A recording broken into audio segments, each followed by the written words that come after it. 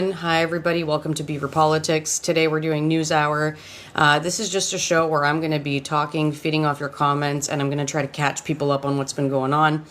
I know that, watching the news these days can be really hard for a lot of people, and I think it's gotten so emotionally overwhelming for a lot that they're just tuning out. So, this is a place that you can come to once a week and just kind of get caught up on everything in a very conversational, laid-back manner. Obviously, everybody's going to say, like, what's going on in Canada? What's going on in Canada?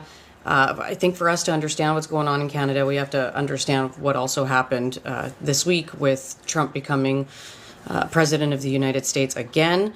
But when we're looking at Canadian news right now, it's all just tariffs, tariffs, tariffs, tariffs, right? That's, you open up the news station and that is everything that everybody's talking about. So let's talk about it.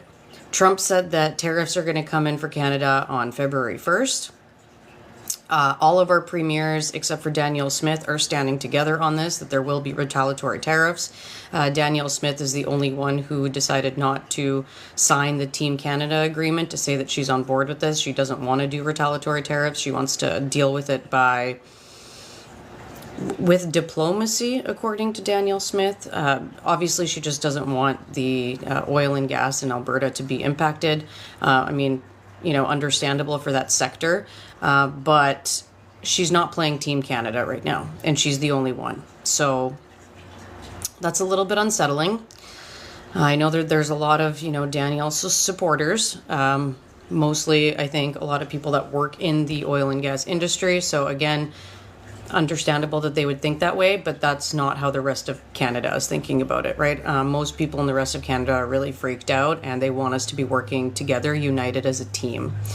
So that's kind of the biggest news on Canada. Apart from that, we know that, Freeland is going to be running as a potential candidate for the Liberal Party. Mark Carney's running as a potential leader. I think, oh my gosh, I forgot her name right now. There's one more lovely lady that's running. Andrew Chariella we talked about last week. Frank, like we talked about last week. But I think that most Liberal support is going towards Mark Carney. Personally, I think that's who should get it. And again, this is my own personal opinion. I just want everybody to know that in this show, what I talk about is a personal opinion. So if you don't agree with me, that's okay. We can have a nice conversation around it. But the reason I'm on board with Mark Carney for the Liberal Party is because this guy knows what he's doing when it comes to the economy. He helped Canada in the recession. He helped UK with Brexit. He's got a really good track record. He's got an amazing resume. And when we're dealing with a trade war and a potential chaos in the rest of the world as well, because this isn't just going to be, a trade war with us. This guy's talking about potentially going to war with Panama so that he can claim the Panama Canal. He's talking about the national security at the border. He's talking about the fact that the Mexican cartels are now going to be labeled terrorists, which would give him a reason to soft invade Mexico. So there's a lot of things that could be happening that could look really, really bad and hurt us economically. And I would want the new leader that the Liberals are going to pick to be somebody who has the highest track record of doing well with world economics and being on a world stage, because that's going to be really important, right? Our leaders are going to have to work together, especially European leaders, and Canada, we're going to have to work together really well, all the countries in NATO. And I think that he's the best person to do that. He's also just very calm, and so far what I've seen, he's not playing into the same kind of peer tactics of just attacking and blaming. He's just kind of letting Canadians know who he is and what he stands for. And I highly suggest that if you guys don't have his book, you go read his book. It is a hefty book, so I'm going to try to do some book summaries on it soon. But it does lay out his economic ideologies, and he's actually quite progressive. I know a lot of people are scared. They're saying oh, how can a banker ever be good? The dude's net worth is lower than all of the party leaders that we have right now, and he does seem actually quite progressive. I mean, he's still centrist, of course, it's the Liberal Party, but definitely a little bit more center-left. But yeah, I think out of all the leaders that are there, I think he's going to be the best pick, Personally, my opinion. Let's see what people have written through the comments here. Powerful brain against madness. Yeah, he just seems like he would kind of hold things down and would be calm about it and not be reactive, right? Proactive, not reactive.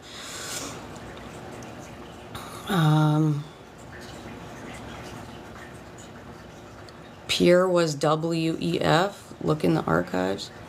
I mean, I don't really care because I don't believe that the WF is some like global organization full of lizard people that are trying to take over the world. If anything, the IDU is a global organization that is actively messing with governments around the world and has all the conservative parties in the westernized nations as their members. So I find that to be a lot more scary than the WEF.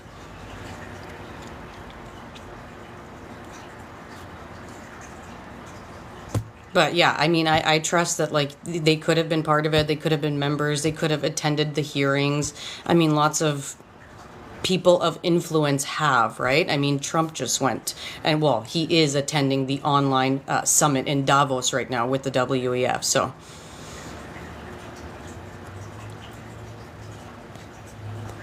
okay. Yeah, better than a career politician with no track record. Exactly. Pierre has done nothing but be a politician for 20 years and it has achieved nothing. So I would rather definitely have somebody that's actually, has a very, very big resume compared to PP. See a lot of mixed comments. Yeah, we need Carney for the moment to stabilize Canada.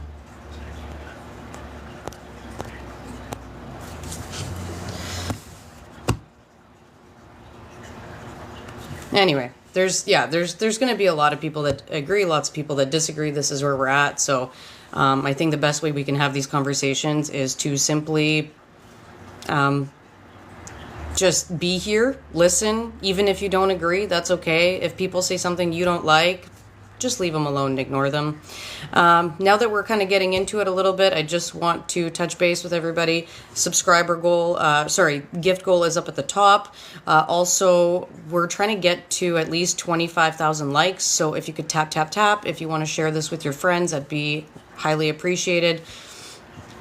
And now let's get back to the big news, because I think everybody's been thinking about what's been going on in the States. So I kind of want to start before inauguration and talk about some of the things that I noticed that maybe made an impact on me. But Saturday on the 18th, we had the People's March. And this was a anti-Trump protest. Big numbers did come out in Washington, D.C., but in the smaller cities, not as many people gathered as people would have liked to see. And when they talked about the People's March, this was actually the Women's March back from 2017 when Trump first got in. And they made a comparison.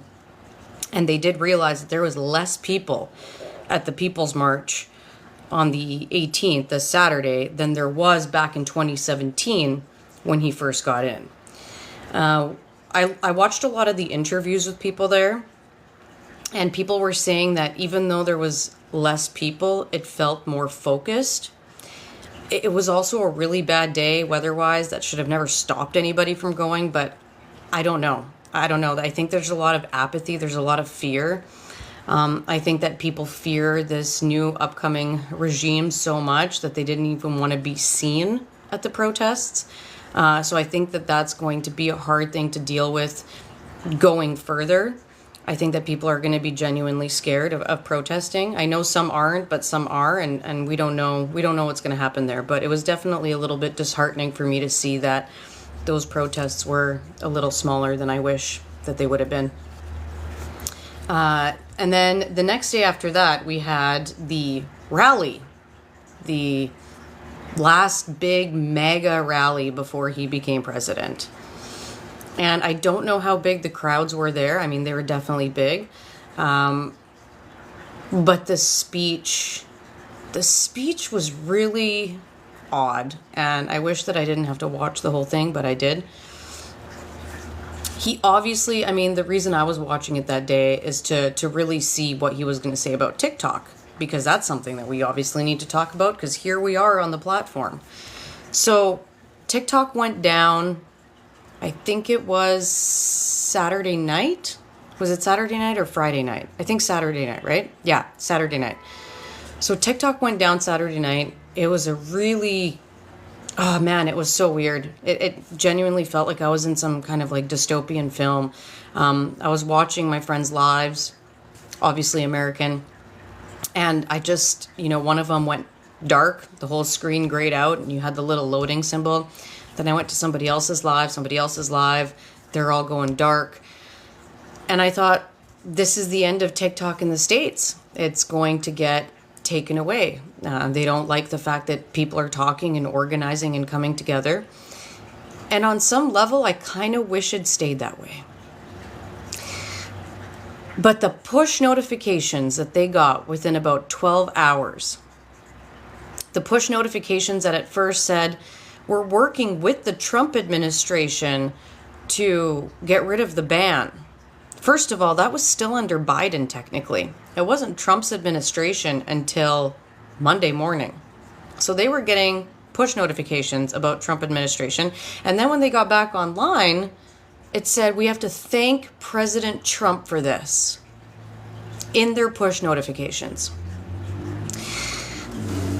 I mean, obviously, there is something going on with the, TikTok CEO and Donald Trump. He was at his inauguration. This was obviously some sort of deal they made together. We don't know exactly what's happening with TikTok, but we know that some things are different. And we know that this was a play.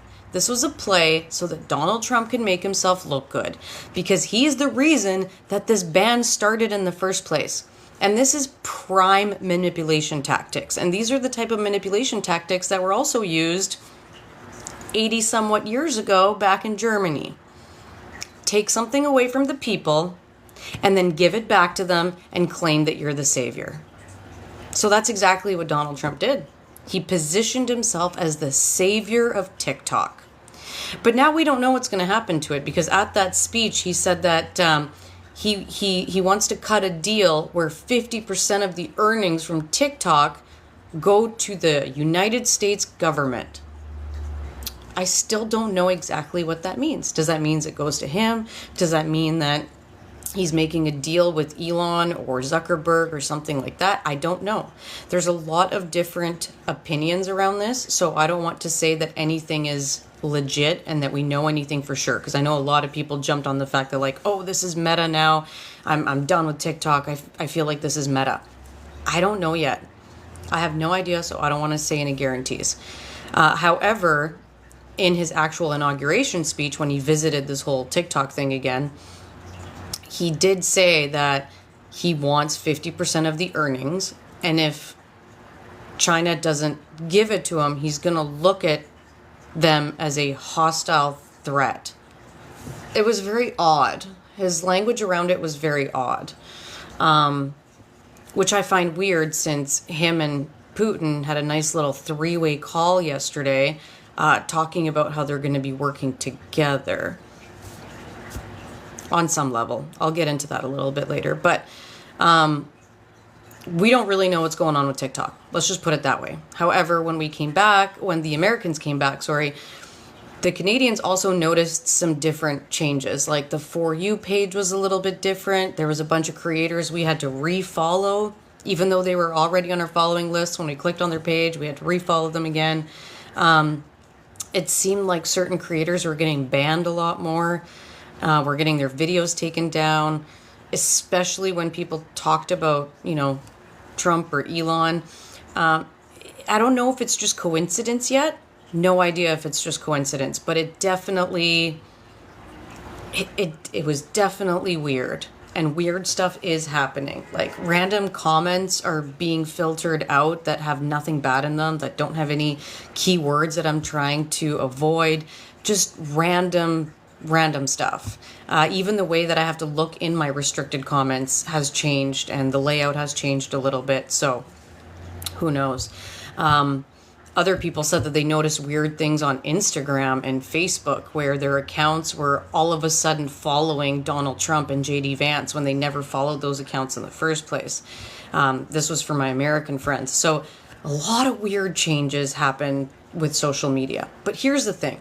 At the end of the day, if Donald Trump says that he wants to own 50% of the earnings from TikTok, I can guarantee that the algorithm will change in order for TikTok to be used as yet another propaganda tool. I mean, it already has on some level, right? There is definitely a lot of mega inspired content on this app. But from looking at the analytics of this app versus other apps before this whole ban thing happened, TikTok actually had a balanced perspective of leftist voices.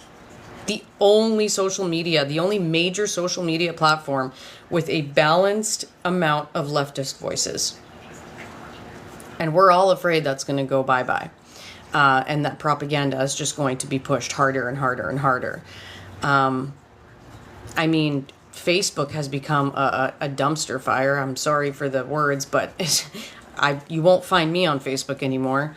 Instagram, I feel like it's just a place for recipes and fitness. And then when it comes to politics, the leftist stuff never really gets pushed out. I mean, you got to be doing really, really good.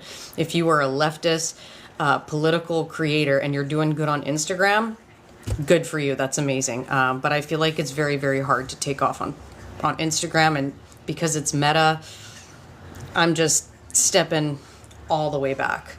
I can't deal with it. It's unfortunately, I don't want to see the conservative ads that keep popping up all the time. I've been noticing it on YouTube as well. YouTube, I guess, knows that I'm into politics. So whenever I'm watching anything longer than 10 to 15 minutes and I get those ads, Pierre Poilievre all the time on YouTube telling me about how much we need to axe the tax and how much everybody is Trudeau. So yeah, it's been rough to be on other platforms, but I'm gonna keep hanging on to TikTok for a while. We'll see what happens there. All we know is that something's changed, and at the end of the day, TikTok could all be going away for Americans in 90 days anyway, because there's been nothing confirmed. So we have no idea, but I have a feeling like it's either going to be turned into a propaganda machine or it's going to go bye-bye for our American friends in about 90 days. So we're going to find out. The other thing that I thought was really interesting at his, victory rally the day before inauguration was that he completely took credit for the ceasefire. And I don't even know if I should say the ceasefire where, because I think all of us know what we're talking about here. And I don't want to get, I don't want this video to get flagged, because unfortunately this is an area that sometimes TikTok doesn't like us talking about. But he totally took credit for it. He said that he's the reason that it happened. And then yesterday, after inauguration, he said that he has no idea if the ceasefire is going to hold and that he's not going to get involved. It's not our war. But Gaza looks really good because it's in a coastal region, so he thinks that it should be remodeled. A lot of people are talking about this. It genuinely sounds like this guy wants to turn it into some sort of resort. It is disgusting. I want you guys to go look it up more yourselves, because I'm afraid of talking about this subject in too much detail. But the dude claimed that he's the reason for the ceasefire. And then the very next day, he basically said, oh, I don't care. It's their war. But this place that's been demolished, it looks really good for redevelopment. So, Trump, everybody. This is going to be a wild ride. The other thing that I think, a lot of people are talking about from his victory rally, and I think, it's been posted on TikTok hundreds of times at this point, thousands, I'll take that back, thousands, maybe even millions, is the fact that he literally, on some level, admitted that there was some sort of election fraud.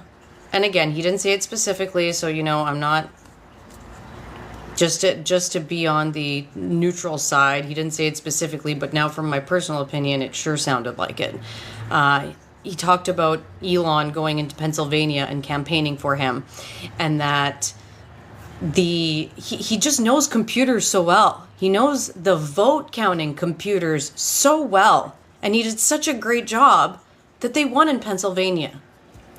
And I've done a little bit of like statistical research into how likely is it for somebody with the amount of, the popular vote that he got, because he didn't even make it to 51%. He didn't hit 51%. He was over 50%, but he didn't get to 51%. It was like 50.34, something like that. For somebody with that amount of popular votes, how likely is it to win all 7 swing states? How easy? What's the percentage? It's something like 0.05%, guys. The likelihood, the statistical likelihood that a candidate could win 7 swing states with his popular vote is very, very low. So it was either a miracle or there was something really fishy about it.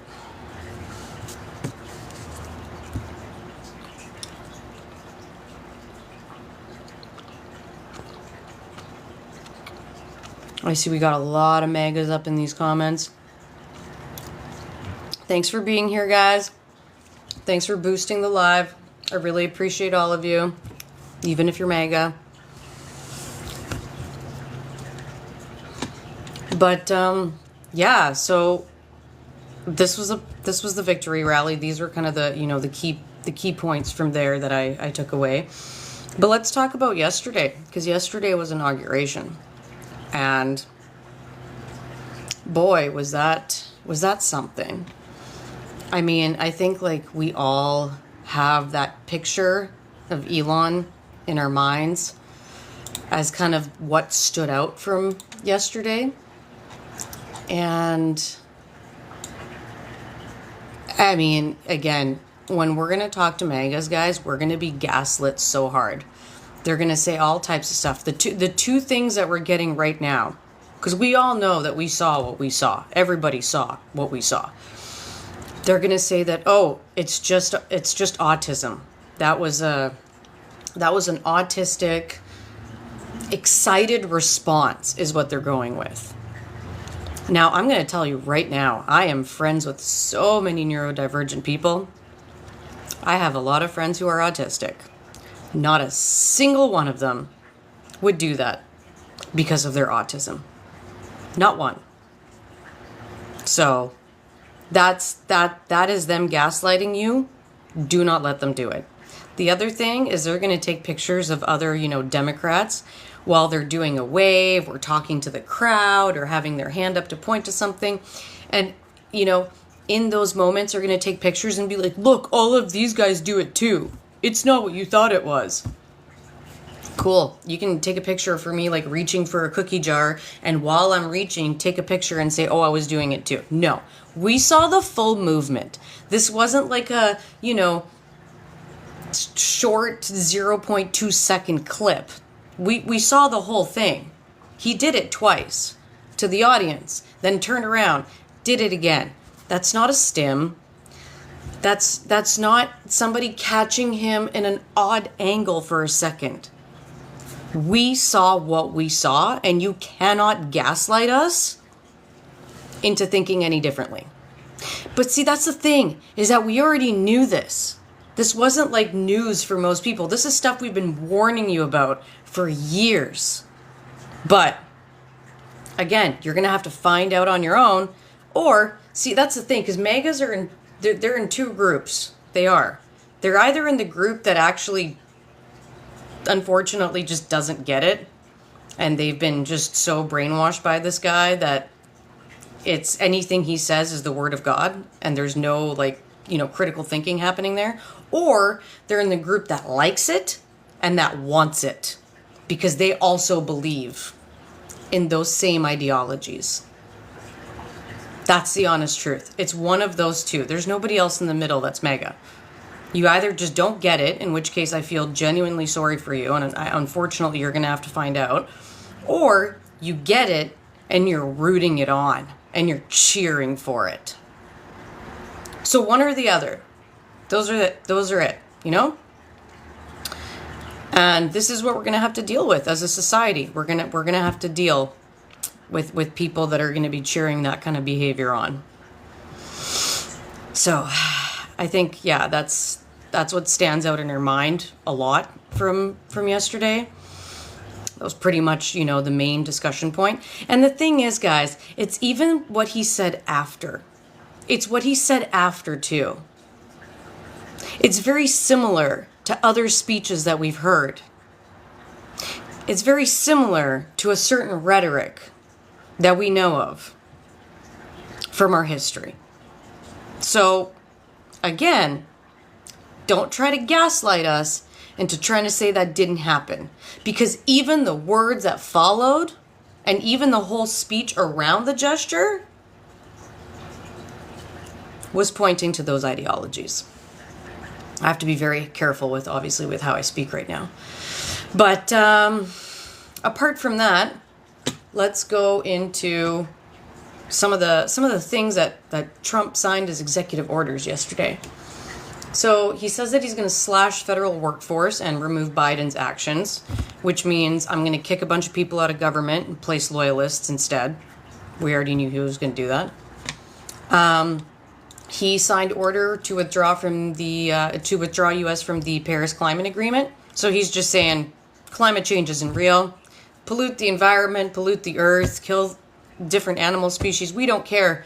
We just want to drill, baby, drill. It's I don't even think they're gonna drill, to be honest. We'll talk about that another day. But I think their plan is to just have complete and utter chaos and no rules, no repercussions, and just let the billionaires do whatever they want to do. That's it. If the billionaires need to destroy some land in order to make money off one of their projects, they're going to be able to do that. Easy. Trump signs orders declaring national emergency at southern border. So again, I kind of, touched on this earlier. The way that he's now saying that the Mexican cartel are terrorists, which will give him an opportunity probably for a soft invasion. Don't know. We'll see that play out. We'll see the mass deportations play out. So far, I thought they would start today, but I haven't read or heard anything yet. I don't know how much we're going to be able to trust media coming out of the States very soon. Just from how I saw the media handling the inauguration, I mean, every single major news station was so soft. So soft. None of them had the guts to point out what was happening. People reported like, oh, Musk moves his hand in an awkward way. And it seems to cause controversy, instead of them just calling it what it was, right? When talking about Trump being in the White House, swearing in again, they didn't call him a convicted felon. They didn't call him a rapist. They didn't call him twice impeached. No. Nobody wanted to touch those words. Nobody wanted to touch those words. And the media is scared, and I get it. Some of them are scared. Some of them have been paid off, right? That's just the way it is right now. So we're going to have to listen to a lot of independent journalists. We're going to have to check our sources like crazy. And hopefully there's going to be enough people on the ground that are going to be able to film what's going on and have credible sources to send it into other countries so that other countries can talk about it. It's obviously not going to happen overnight, but I do see the media going that way. I mean, we saw this even in his rise to power again. The media did not do a good job. Mainstream media had completely failed us. They didn't call out what was really happening. They didn't call out the insane amounts of misinformation. They didn't call out the absolute, in my eyes, criminal behavior, because when you mass manipulate an entire population, don't tell me that's not election interference. It might not be the kind that you can put somebody in jail for, but it's massive election interference. So This was not talked about enough on major news stations, unfortunately. Yeah, this is a scary one. Trump pardoned approximately 1,500 January 6 rioters. That's crazy scary to me. Crazy scary to me. Because these people that were in jail, don't you think they became more radicalized in jail? They were domestic terrorists. Very radical people. Very violent people.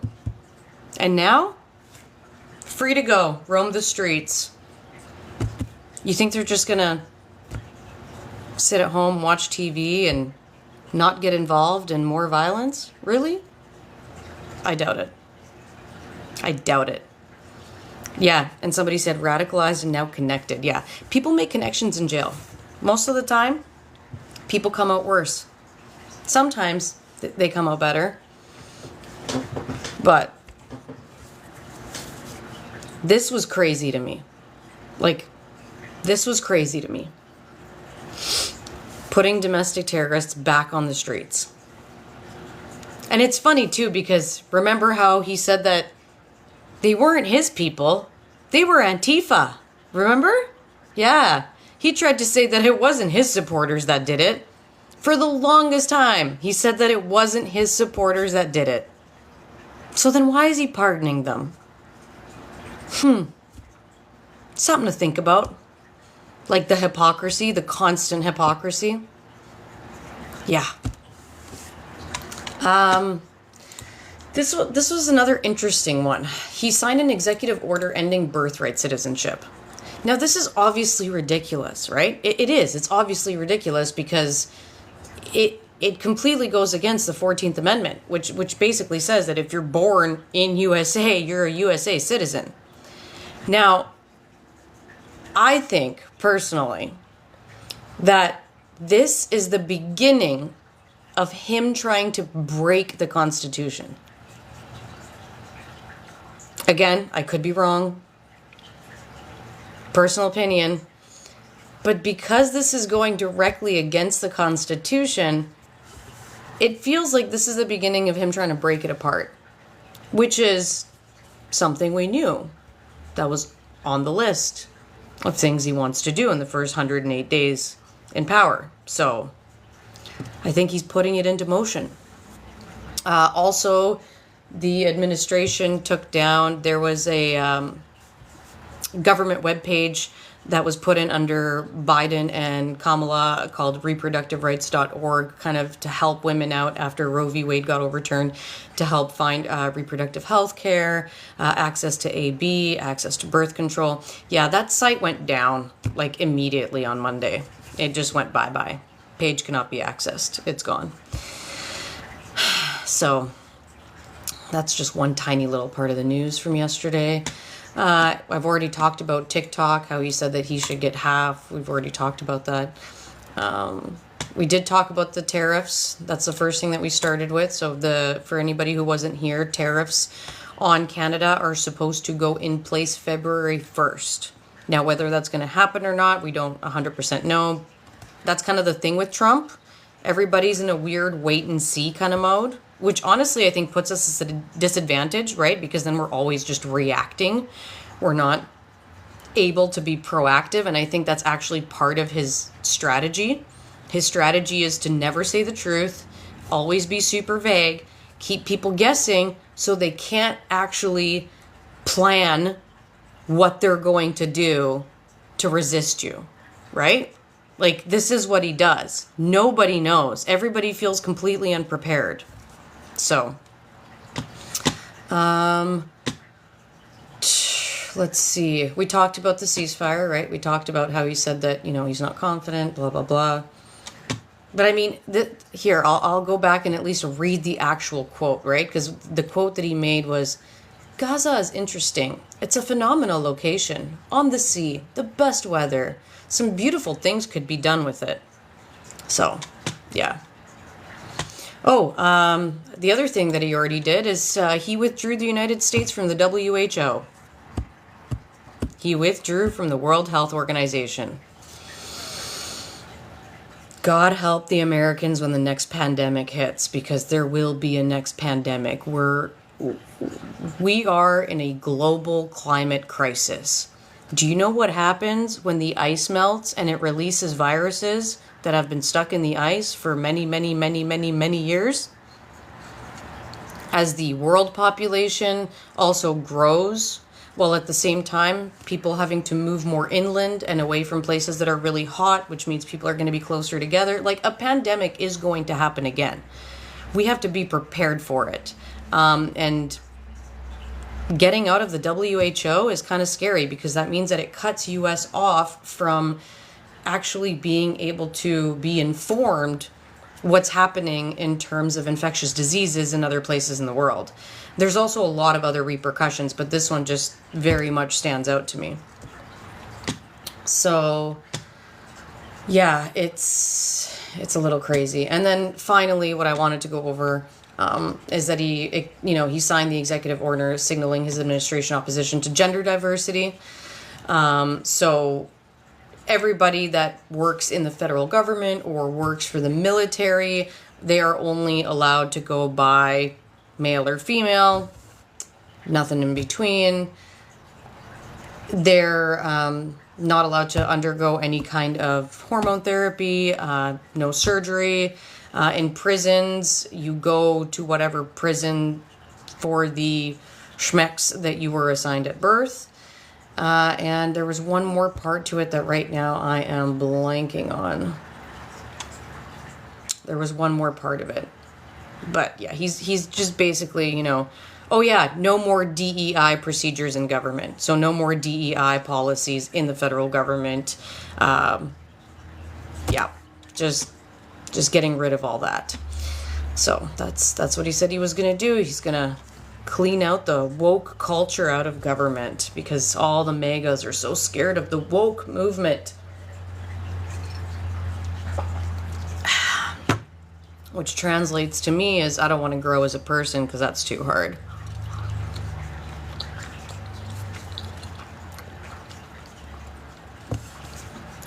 Yeah, so those of you guys that aren't MAGA, just leave them alone. Don't answer them. Just ignore them. There's no point. They're going to try to bother us. They're going to try to push our buttons. They're going to try to, just get a rise out of us. So what's the point? Just ignore them. Just ignore them. Leave them in the comments. Let them go. They're just, adding more viewership. So don't worry about it. Seriously. Just ignore them. Because at the end of the day right now, we need to come together as a community. We need to start a movement. And every time that we engage, and I know I do it too, right? I'm my own worst critic. Like, I do it too. I couldn't help myself, and I responded to a MAGA comment earlier today. Sometimes they get you. But for the most part, I've really been trying to stay away from that because we have such bigger work to do right now. Like, we need to really figure out a way that we're going to communicate with each other in the future, no matter what happens. Because of all the social media, right? We're kind of cornered. Like, we are. We're kind of cornered as people trying to communicate and build communities on social media. If TikTok is compromised, and if this starts being yet another platform that's going to be pushing right-wing propaganda and completely censoring leftists, then we need to figure something out quick. Because in the coming times, we have to be able to stay connected. And that's exactly what they do not want. They do not want us on the left, the people that are going to say, hey, these things are not okay. They don't want us talking to each other.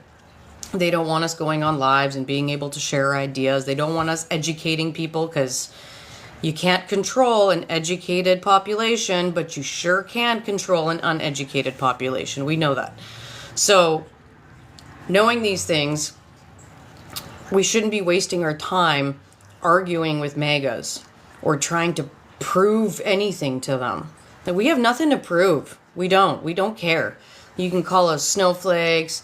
You can say, "Oh, you're hurting me because you're being insulting with what you're saying." Like, we don't care. We genuinely don't care. You say that we're misinformed, that we don't know what we're talking about. We genuinely don't care anymore. We've been arguing with you guys for years, and it doesn't go anywhere. We can offer you all the information and all the data, and you're just going to say that you don't trust it. Because you would rather trust the memes and guys like Joe Rogan and Alex Jones and Jordan Peterson and Ben Shapiro and Andrew Tate, and those guys are a lot more believable to you. So we don't care. We're not here to argue with you, you know? At the end of the day right now, what we need to do is amplify intellectuals, amplify independent journalists, amplify amazing nonfiction writers that teach us about history. There are so many good books that we could spend our time reading rather than answering mega comments.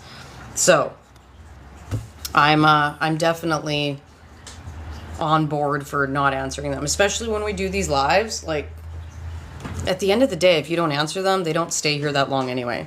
And if they're staying here for the entire time just to type out hate in the comments, that's a sad life to live, that you would give me an hour of your time just to type out hate in the comments. But I appreciate it, because as I said, this just goes towards, promoting the show, getting more people involved. So thank you for being here.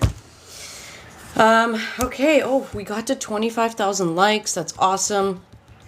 If you guys want to help us hit our gift goal, it's going to be right up there in the corner. That would be awesome as well. Thank you so much for the 25,000 likes. Let's see if we can get it up to 50,000 likes. We only have about 20 more minutes to go, but hey, we can make it happen. Let's tap that screen like crazy. All right, now let's kind of open it up for chat. See what you guys have to say.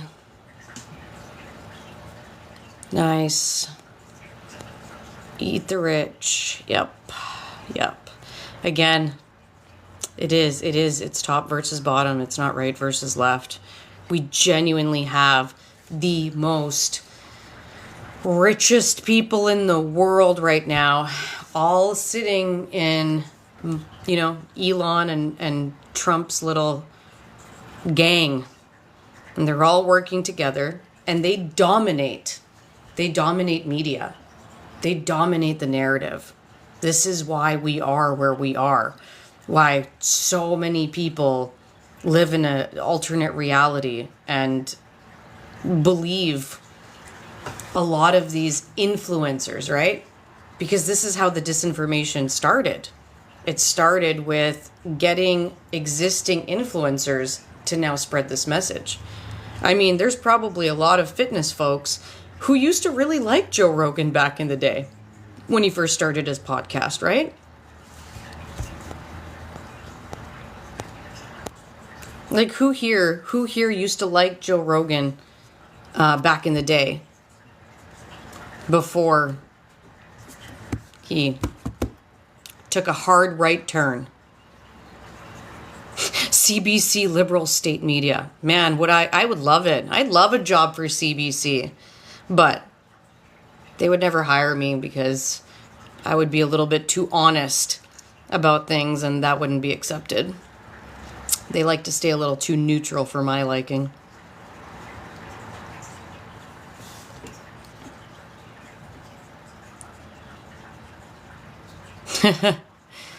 Yeah, there's a lot of people that were like, yeah, I used to watch Joe Rogan before that, but yeah, there's a lot of guys that I used to watch that just all of a sudden went nuts, and I'm glad that I didn't get sucked into it, because I could have, I'm always grateful for my parents, because without them, I might have been sucked into a lot of that, right? Because I worked in the fitness industry for many, many, many years.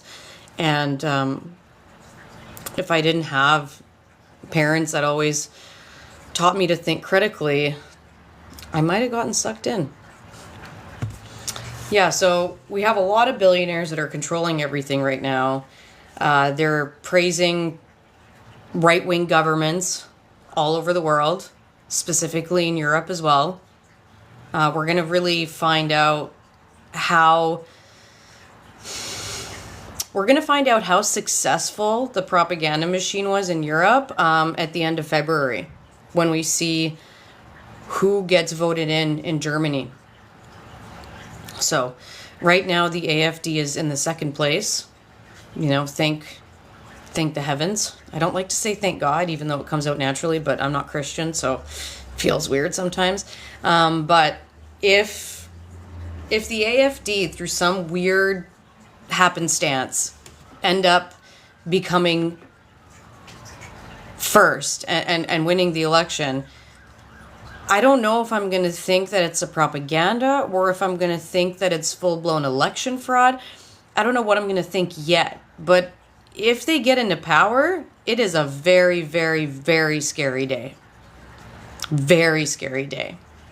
And then we're going to see what happens in Romania in March after they had to recall the election because they found out that a ton of money from Russia was being funneled into social media advertising for a pro-Putin puppet. So after they found that out, they canceled the election. They're redoing it in March, but he's still running. However, our country's already divided now. So again, we'll have to see. Both this guy and the AFD are both the runners-up in the polls. So we're going to have to see what happens. But at the end of the day, Donald Trump was the runner-up in the poll against Kamala. And he won. Fairly? No idea. Don't think so. But that's what happened, right? Well, I gotta do this puzzle piece, show TikTok I'm still real. All right. So, yeah, if we see these parties come to power in both Germany and Romania, we have to be really scared. And I hate saying that. I don't want to be this fearmonger, but it would look to me like if they went down that road, then we're going to go down that road too. And that this is some global plan that's working out really well. So I'm just hoping. I'm hoping because February is around the corner. With how much news we're getting and how crazy things are getting, I feel like the end of February is going to be here before we know it. So I'm hoping they don't. And we'll see, right? Because Europe is talking about taking some really good measures against this kind of stuff right now, right? Europe is talking about banning different social media platforms. They're talking about banning X possibly. So, you know, that's why Mark Zuckerberg decided, oh, I don't want fact checking. You can now call women property if you want on my platform. All of this stuff was so that, you know, Trump and his buddies work along with Mark to make sure that their social media platforms aren't banned in other parts of the world, because that would mean that they would have to lose out on a lot of revenue, and that's no bueno. So I think this is all part of a deal where they want to use their power and influence to make sure that their social media can run rampant all around the world to continue being a global propaganda machine. But Europe is trying to stop this right now. They're trying to come up with some sort of plans to either get rid of these platforms or have a new way of regulating them that's specific to the EU. So we'll see. We'll see what happens, but that's where we're at there.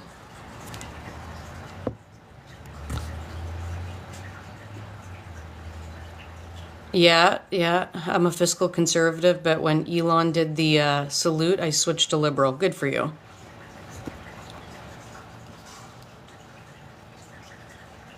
Yeah, we can't. I know there's a lot of people that feel very defeated. This is one of the things that I've been hearing a lot about. A lot of people are telling me, like, this is it, it's over, it's the end, nothing good can happen now. It's definitely scary. Okay, it is. It's very, very scary. At the end of the day, what's so new about this is that even though we've seen it in history, because of our new technology, because of our technological evolution, this is now global.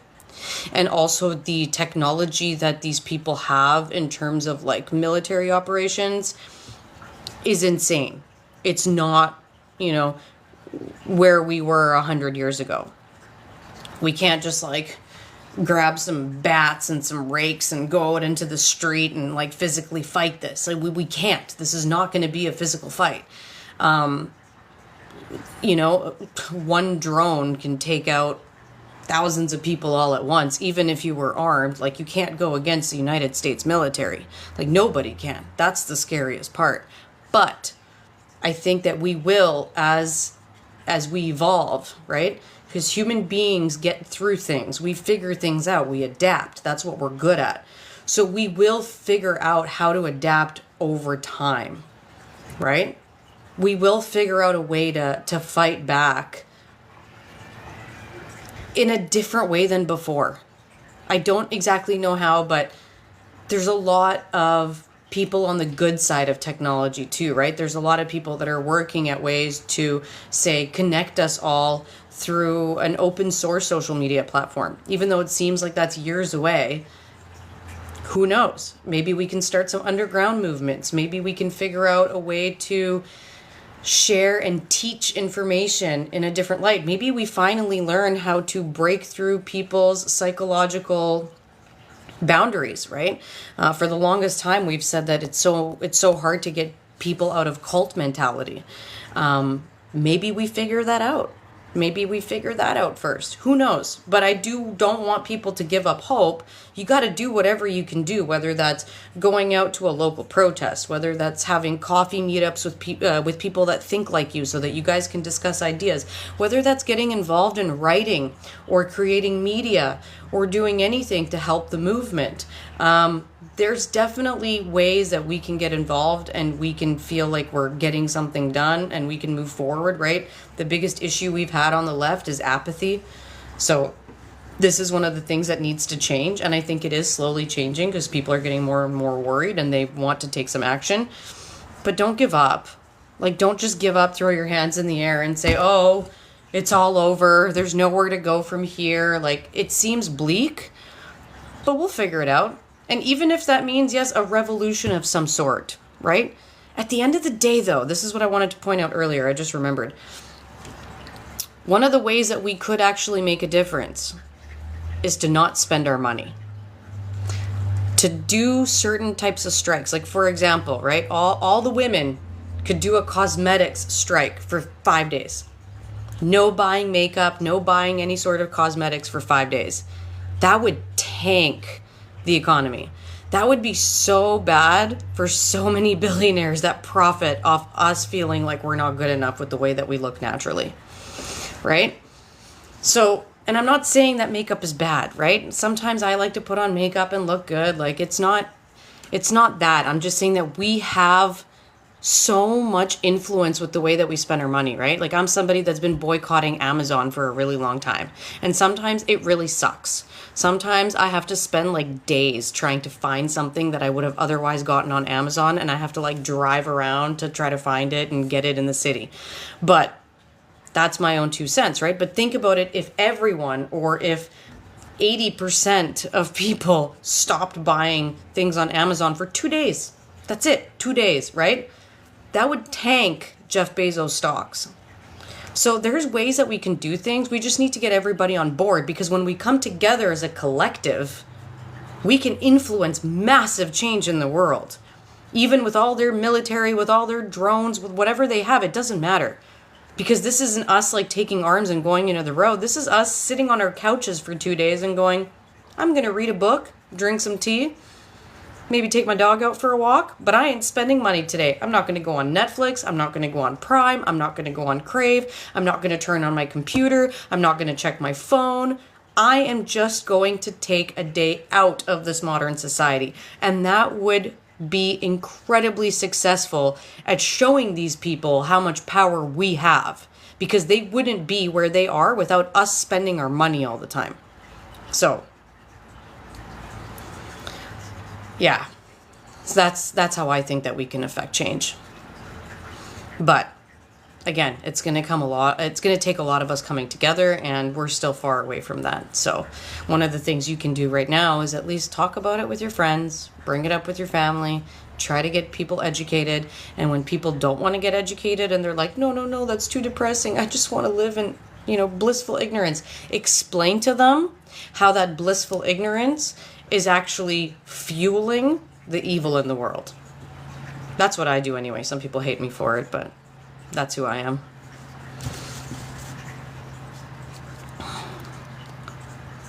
Let's see. The government and media is enemy of the people.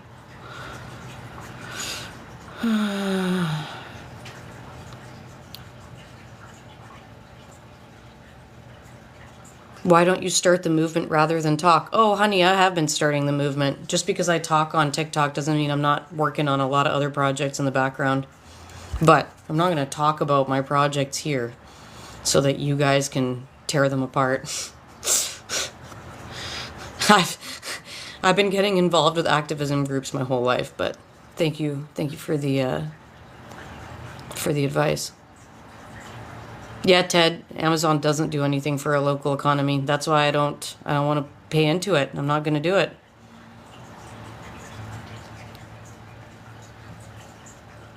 Yeah, stop buying everything except what you actually need. Stop buying, period. Watch your money grow. So, you know what? I'm going to tell you guys a little secret. Well, not a little secret. Something that I'm embarrassed about saying. But when I was younger, I spent money like an idiot. I did. I spent so much money on things I didn't need. I went through a obsession at one point where I got obsessed with Converse shoes, and I think I bought like 160 pairs over a couple of years because I was obsessed with collecting all of them. It was nuts, and I feel so bad for it now. I look back and I'm like, who was this person? I didn't. I was filling a hole. Obviously, that's why people have a shopping addiction. But I bought so much useless stuff when I was younger, and when I look back at everything, and if I invested those thousands of dollars that I spent on clothes and makeup and shoes and all that stupid stuff, I would have been so wealthy right now. I would have been so wealthy. And the only person I have to blame for not having more money now is me. I made some bad money decisions. But now that I'm older, I can honestly tell you, I only spend money on what I need, and my life is so much more free. I feel so much better. I don't worry about how am I going to buy the new expensive this or that. Like, I just don't care. And it is freeing, and I get by with what I need, and it's way better. It made me realize that I had a problem. So yeah, stop buying everything except for what you need. It makes your life so much more simple. And you get used to, I mean, it kind of also prepares you for what's coming, right? Because if we're going to have really rough economic times, the people that are used to having less, that made peace with that, are going to be more mentally stable when the rough times really hit, right? Yeah, save your money. Everything is about to go up big time, especially fruits. Fresh veggies and fruit.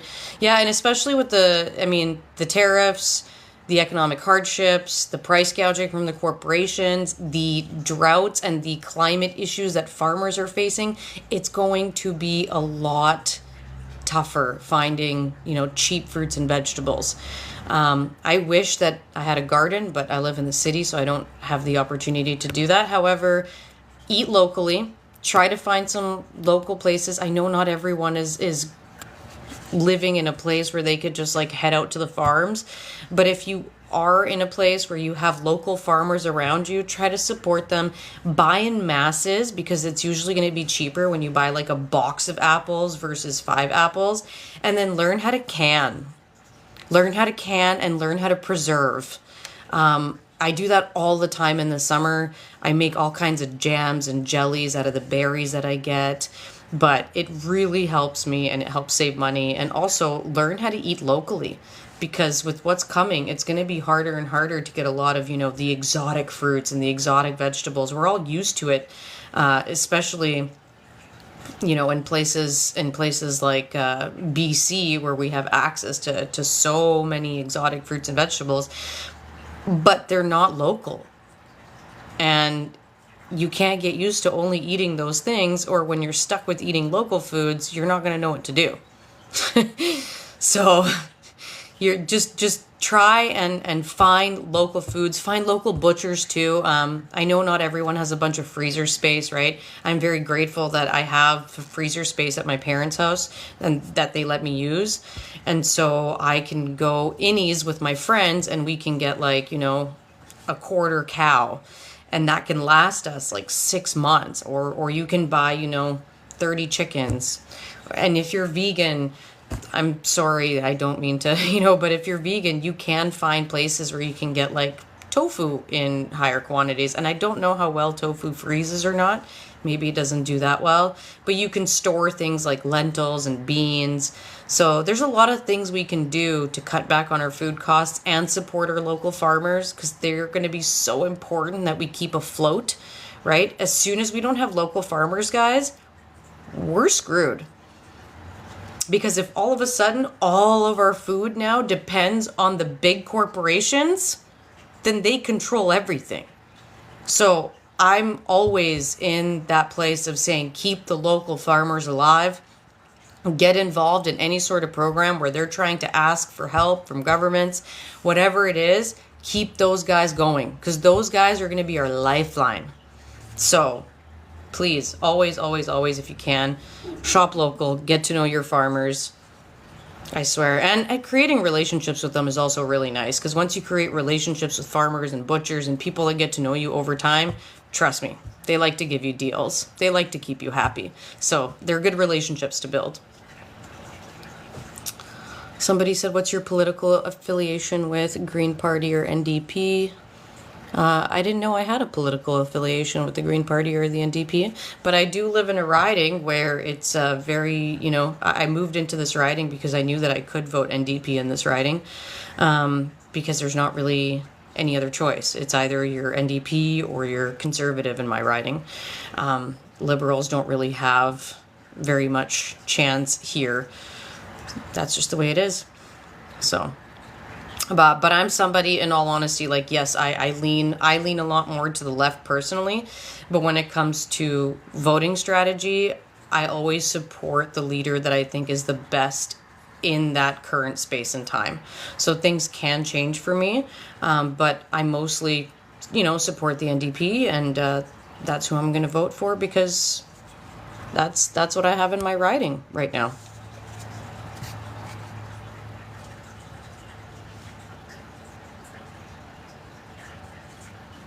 Yeah, you did assume correctly from this conversation. Yeah. Yeah. And if Green Party had an opportunity to get more seats, I would love to see that happen. I do. Because I'm a huge, huge believer that we need to pull away from big oil and gas and invest a lot more into our green energy initiatives. So, but I know that's controversial, so I don't bring it up too often. Aw, then you are part of the problem, because I want to get rid of oil and gas. Cool. Thank you for letting me know. I really appreciate it. I'm going to take it to heart. I'm going to sleep on it tonight. All right, guys. It's been fun. It's been fun. I am done my hour. I'm done my news hour. But if anybody else has any questions or anything that they want to say, this is your time to say it, and then I'm going to close it out. I want to thank everybody for all the likes, for all the gifts, for being here with me, for sharing the live. I am so incredibly grateful for all of you. Yes, Elizabeth May is a rock star for her Trump response. I loved it. I did. I loved it. It made me happy.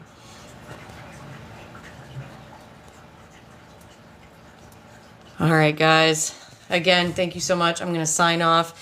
It's been great to have you here at News Hour. Just wanted to let you know quickly that we do have shows this week as well. We have shows every evening. So on Monday nights, we have a show called Indigenous Matters, where we're going to talk. It's going to be led by Treaty Birder, and she's a wealth of knowledge when it comes to Indigenous people and Indigenous rights here in Canada. So that's going to be a great show. Tuesday, we're always going to have News Hour. Wednesday, we have Generation Next, which is just going to be a show about bringing in some different perspectives to look at humanity, to look at youth, to look at culture. Thursday nights, we have our political panel that you guys are used to from Beaver Politics, where we're just going to get together with 8 panelists, and we are going to have open discussions around the current events and current issues that we're facing. And then Friday night, we're going to have Talk, which is going to be like a debate night, to talk to some respectful opposition and to try to understand each other and maybe find some common ground or not, but the whole point is to stay respectful. So thank you all so much for being here. Thank you for saying that you like the name Beaver Politics. I think it's great. It works really well. And yeah, we'll see you tomorrow or later on in the week. Ciao.